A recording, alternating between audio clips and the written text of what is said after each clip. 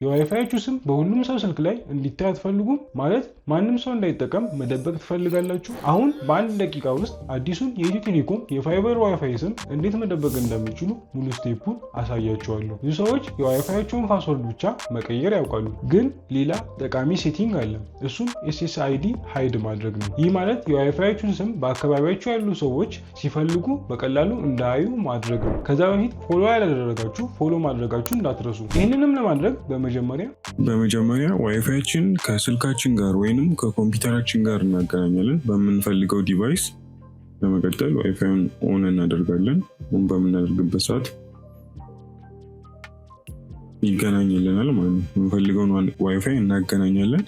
በመቀጠል እታች እንደምትመለከቱት ሴቲንግ አይኮን በመግባት ማኔጅ ራውተር የሚለውን እሱን በምንነካበት ሰዓት እንዲህ ያስገባናል። ካልፈለጋችሁ ደግሞ ክሮም ስር በመግባት ወይንም ሌላ ብሮዘር ስር በመግባት ሰርች ባር ላይ 192.168.1.1 ብላችሁ ሰርች ታደርጋላችሁ። ካልሰራላችሁ ይሄኛው ቁጥር ካልሰራላችሁ ከራውተሩ ጀርባ በስቲከር ተለጥፎላችሁ ታገኛላችሁ። ዩዘር ኔምንም ፓስወርድንም አንድ ላይ እዛው ታገኛላችሁ።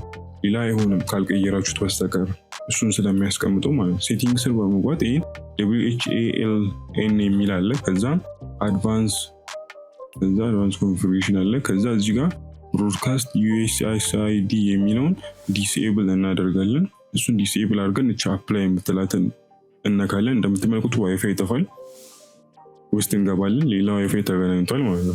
አሁን ዋይፋዩን እንደዚህ ዘግተንም ስንከፍተው አናገኘውም ያንን ራሱን ዋይፋይ። ስለዚህ እንዴት ነው ማድረግ ያለብን የሚለውን በቀጣይ ያሳያችኋለሁ። ይሄ ማለት አድ ኔትወርክ የሚል አለ። ዋይፋዩን ስላጠፋ ነው አድ ኔትወርክ የሚለውን እነካና እዚህ ጋር የዋይፋዩን ስም እንጽፋለን። ስፔሊንግ ምንም ነገር እንዳትሳሳቱ። ከዛ ፓስወርዱን እናስገባለን። በመቀጠል እዚህ ጋር ግን እንዳትሳሳቱ ነግራችኋለሁ። ማለት ስሙን በትክክል ማስገባት አለባችሁ።